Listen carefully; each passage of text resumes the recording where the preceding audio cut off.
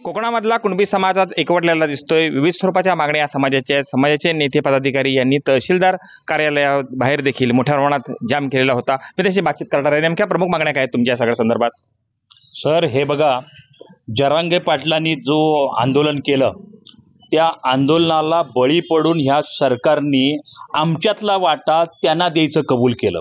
आजचा प्रतिसाद असा झाला की सर्व सरकारवर दबाव ठेवून कोणाचंही जे मिळालेल्या ज्या सवलती आहेत, जे कुणबी समाज आणि बहुजन समाज हा आर्थिक, शैक्षणिक आणि सामाजिक मागास असलेल्या समाजाला जो घटनेनं दिलेल्या ज्या सवलती आहेत त्या हडप करण्याचा प्रयत्न दडपशाही वापरून केला गेला। ही गोष्ट आम्हाला कधी मान्य होणार नाही आणि येत्या 7 ऑक्टोबरला हा कुणबी समाज रस्त्यावर तर उतरेलच, परंतु त्यांनी जो गेल्या महिन्यामध्ये जो मुंबईला जेवढी लोक जमवली त्याच्या दुप्पट लोक जमवल्याशिवाय राहणार नाही, ही आम्हाला सगळ्यांना खात्री आहे। कुणबी समाजाची नेमकी आता भावना काय आहे? एवढं सर्व मोठ्या प्रमाणात समाज एकवटतोय, नेमकं काय काय तुम्हाला म्हणायचं आहे? मी गजानन रामचंद्र वाघे चिपळूण या ठिकाणी मी कुणबी समाजाच्या वतीनं जरांगेच्या मागणीसंदर्भात मी बोलू इच्छितो किंवा समाजाला सगळं आवाहन करतो। मनोज जरांगेच्या हिंसक आंदोलनाच्या दबावाला बळी पडून ओबीसी प्रवर्गातून मराठा समाजाला सरसकट कुणबी दाखले देण्यासाठी काढलेला GR प्रथम तो रद्द करण्यात यावा।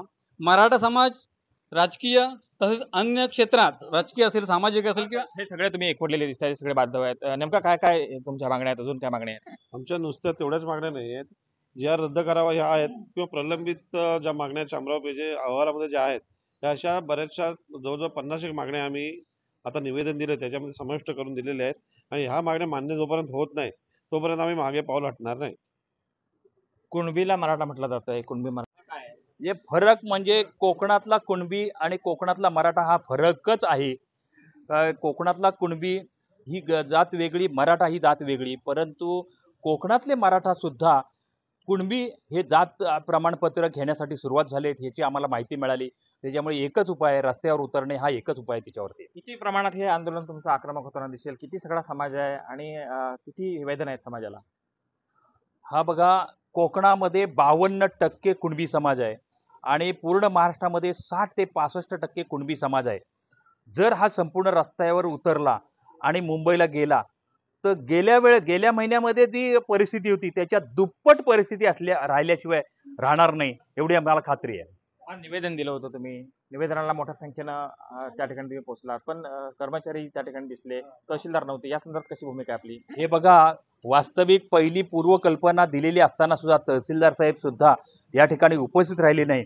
हे आम्हाला सगळ्यांना त्याची जाणीव होते की आमच्या समाजाची कुचेष्टा केली जाते। एवढा मोठा समाज आणि त्या समाजासाठी हे सरकार चालतं आणि तहसीलदार उपस्थित राहू शकत नाही, एकदम आम्ही ही निंदनीय गोष्ट आहे। आम्ही ह्या गोष्टीचा धिक्कार करतोय। त्यांच्या कर्मचाऱ्यांनी, नायब तहसीलदार साहेब होते, त्यांनी ते स्वीकारलं। आम्ही ही गोष्टीला सखोल आम्ही याची चौकशी करू आणि ही गोष्ट आम्हाला मान्य नाही ह्याचा पण आम्ही सगळ्या समाजातर्फे धिक्कार करत आहोत। कृष्णकांत साळगावकर, TDN मराठी, चिपळूण, रत्नागिरी।